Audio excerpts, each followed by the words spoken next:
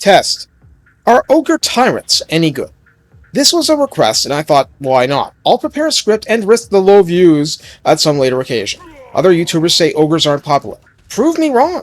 Also, I'm using the new films that I got from my Samson Q2U microphone that was made possible with your donations. So thank you. Again. Recruited for 1350 gold and 343 upkeep. On Ultra, the Tyrant generic lore comes in with 7008 health default. Armor is a thick 90, missile resistance to standard 15, leadership 75, speed 54, which is understandable, but very brisk for infantry, quote-unquote. Charge speed 85. Melee attack starts at 63, a bit on the high end, with an attack interval of 4 despite his bulk, with a splash target size of medium and a maximum target damage of 7. Melee defense is 40, or on the low end of melee lords, with weapon strength 450, split between base 135 and armor piercing 315. Charge bonus is 50 and mass is 2,300. The Tyrant benefits from Siege Attacker, Wall Breaker, Cause Fear, and Ogre Charge, meaning even braced spears suffer some charge bonus from hit. One constant feature for the Tyrant is the Ars Belcher trait, which provides a constant 35-meter hex that drops leadership of the enemy forces by 8. So, that's disgusting, but it's also effective, and makes it much easier to rout the opposition. In his blue line skills, Root Marcher is the usual plus 5% on campaign map. Hardy reduces attrition for his army by up to 30%. Lovely Jubbly reduces recruitment costs by up to 15%. Raider grants plus 30% income from raiding through raiding, though raiding is not popular with a lot of players. Ravager raises income from sacking settlements by 15%, and that's always good. Draftmaster increases recruit rank by 1 and local recruitment capacity by 1. Lightning Strike is the usual. Quartermaster gives up to max minus 9% upkeep. Looter raises income from loot and occupy by up to 15% if you ever do that. And Brutish Enforcers raises control by up to 3 per turn.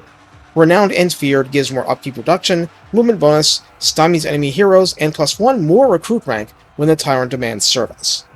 For the red line, I will note that the midway point and the capstone are Rally and Stand Your Ground, with the latter adding a defense buff on top of a leadership boost. That's the old Empire standard. For the yellow line, Unstoppable Force raises speed 5% and adds 10 flat charge bonus, jacking that up to 60. At 2 pips, Blade Master gives you melee attack plus 12. Healthy Appetite gives up to 15% health. Larger Gut Plate gives armor plus 12 and leadership plus 9 at 2 points. Woundmaker, here in the first 4 entries, adds up to 20% bonus weapon strength. Foe Seeker is the usual speed increase and fatigue decrease. Dominance is very simple. The Tyrant causes terror with 1 pip. Terror is good. Scarred Veteran can add another 15% health. Hard to Hit grants up to plus 12 melee defense. Devastating Charge adds up to plus 30 charge bonus, raising his bonus to 90. Finally, Snacks is enabled if in melee, a constant, while in melee, 0.1% self-heal, which isn't what you usually get here, but you won't find me saying it isn't helpful. The top line is busier than usual. Bellower, available at rank 2, increases leadership aura size by 20%. Ogres do have morale issues. At rank 7, Blessed by the Great Maw grants 10% spell resistance. Lucky Nobblars grants physical resistance 5%. Well, it helps. Lookout Nobblars is our 10% missile resistance 1 pip skill. Sword Nobblars grants melee attack plus 5. Now, moving left, Impressive Wealth has 3 pips, and at max, gives recruit rank plus 3 and local recruitment capacity plus 1, meaning that with the blue line maxed out, you can get plus 5 recruit rank and plus 2 local capacity just from the one Tyrant. Greater Girth allows 3 pips, and at 3, the Tyrant gets plus 30% more health and 15% more weapon strength, so lack of deadly onslaught is less of an issue with such powerful regular attacks. In the second line, Devour Challengers, available at rank 13, grants control plus 2 and plus 2 leadership to the Tyrant's army. Eat to encourage les autres. The final 3 options of this line are mutually exclusive. Absolute Violence is 1 pip, and being unable to pick the others, for plus 9 melee attack and plus 15% weapon strength. That's quite an impressive pickup.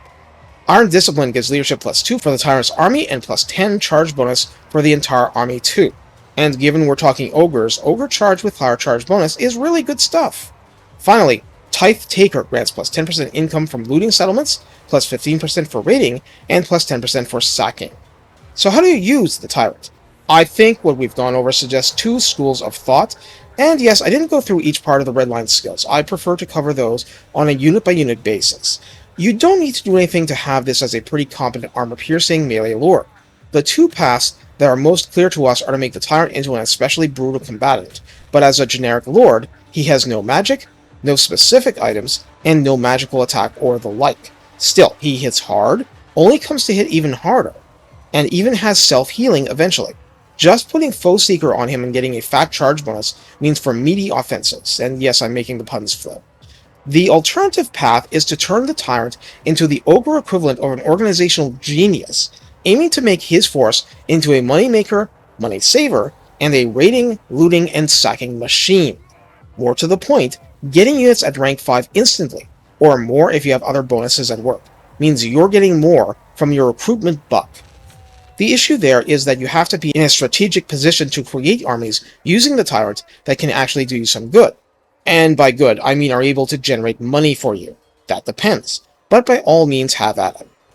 Being a blank slate in terms of items means that you're free to go in any direction the campaign allows. Not using magic simplifies your micro and lets you put that effort into heroes, which you'll need to. That's not a bad thing. It's to say that the Tyrant has a fairly simple concept. The rest will come down to what kind of army compositions you favor, and buffing them thoroughly by the time your Tyrant reaches a high level, if he lasts that long. Take care, and have fun showing that 60% extra hit points aren't just for show. Girth matters.